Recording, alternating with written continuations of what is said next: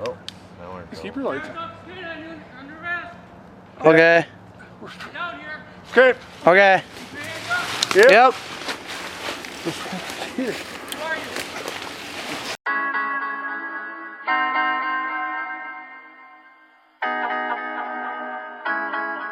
Alright guys, Southeast Minnesota, Goodhue County. I got my good buddy Damian Lewis behind the camera. It's Halloween, one of the best days of the year, and before you know it, we got deer on their feet moving.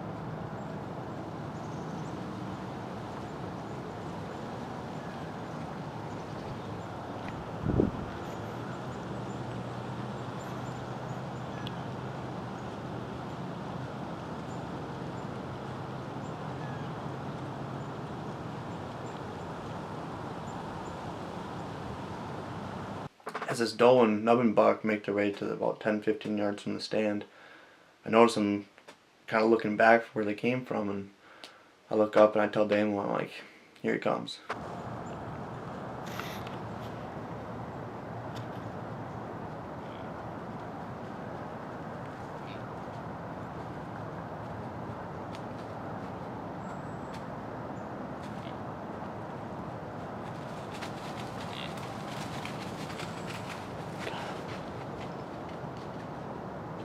From where the cameraman's at, the buck is broadside, wide open, but I'm on the opposite side of the tree, and sure enough, there's a branch that's sticking out right over his vitals, and I didn't want to risk it, so I waited until he worked his way off to the right.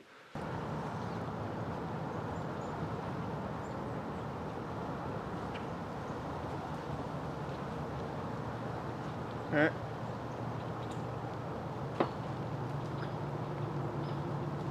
The little window I have to shoot in is on the other side of that spruce tree. So I draw back and grunt at him, probably a second too late, because by the time I grunted and he heard it, he had took another step, and sure enough there's a little tree covering his vitals, as you can see. And so he heard it and he put his head up, he's alert, and he proceeds to stand there for 7 minutes without taking a step. And thank God that nubbin buck was underneath our stands and started to work his way to the left, and that buck turns around and comes right in.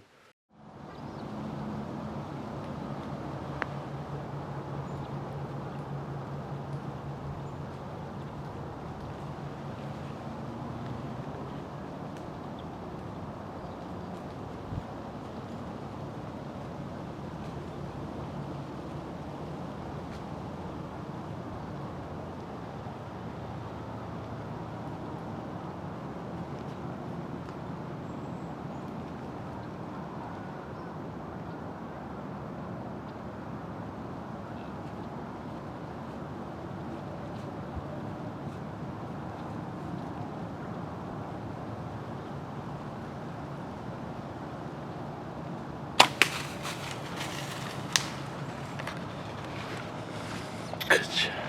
Smoked him, baby. Good shot. Smoked him, baby. Good shot. Oh my God. Got it done. So fast, baby. Halloween, baby. Let's go. Holy crap. Alright, what just happened? That big buck. We just had a little nubbin buck and a doe come running right up this trail. It's like, God, looked like something was chasing him. Next thing you know, here comes that buck grunting right behind him. He stopped, and I grunted at him right up here. He stopped, and there was a tree covering right in his vitals, and he must have stood there for freaking 3-4 minutes. And finally, that little buck, nubbin buck, came back here and grunted at him one more time. Give me a 10-yard shot, and I smoked. Boom. Fuck yeah. Give me a second, baby. Give me a second. After all the excitement in the stand, we rewatched the footage, and I could tell it was a good shot. So I got down to where the deer was standing at, and there was blood right away. but we wanted to back out just to give him some extra time, so we left for 4 or 5 hours.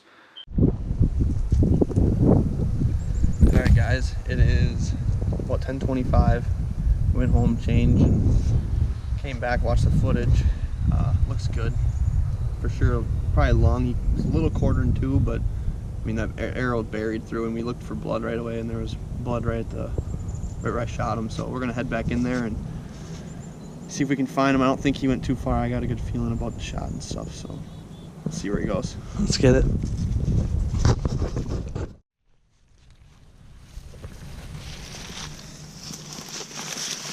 Oh, part of the arrow. The rest of them's in it. Why would that come off? It's quite a bit. That's pretty deep. Yeah. Just watch out for the rest of it.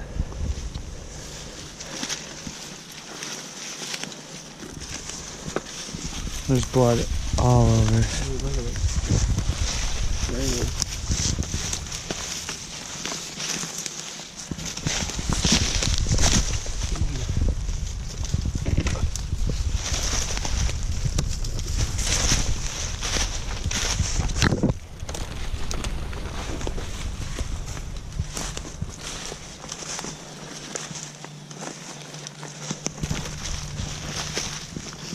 Holy blood, dude, there's the arrow. So, holy blood. That's what you like to see right there. Look at that blood. Look right up that arrow. Bright red. So that went all the way through. Yep.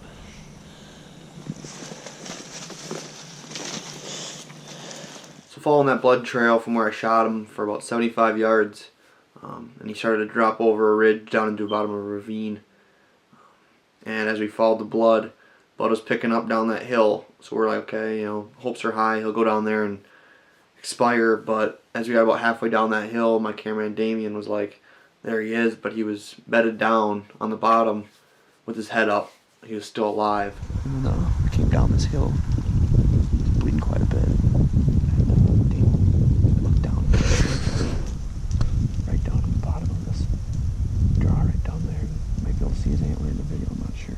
He's about 30 yards probably, 25 yards. Just laying there. There's quite a bit of blood down this hill. So we got out of there right away. Actually went and hunted over across the river in Wisconsin that evening just to give him a lot of time. We didn't want to push him. We're in city limits, so we don't want to push him anywhere.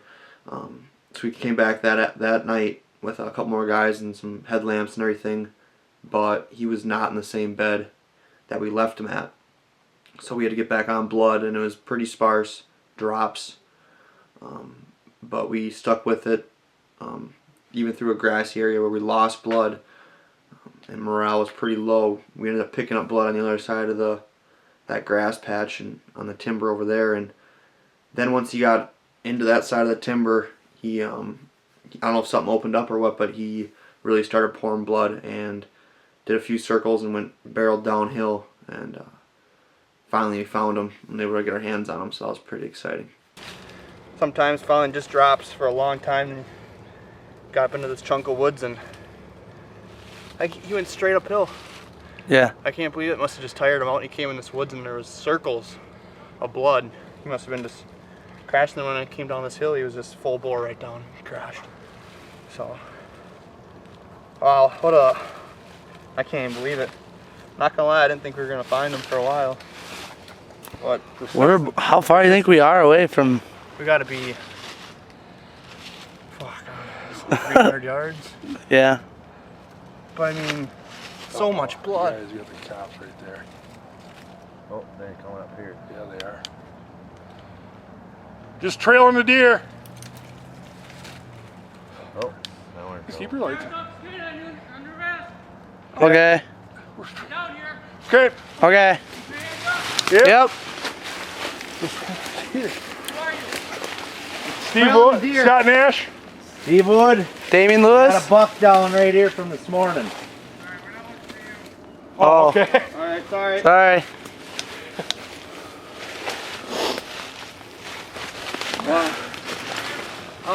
No. No. No. We've been up here for quite a while, so no. On this hillside.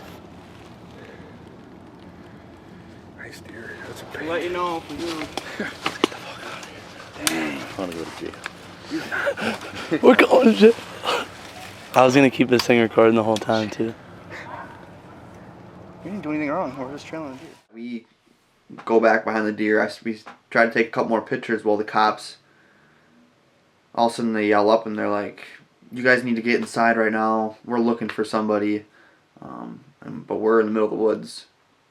Our truck is a long ways away. We don't live on that property or anything, so we're like, all right, we'll come down there, come to the road, but we can't go inside anywhere. So he's like, come down, come down. So we had to go down to the road, and they had a canine and everything, so it was legit. So we quick got out of there and got out of their hair.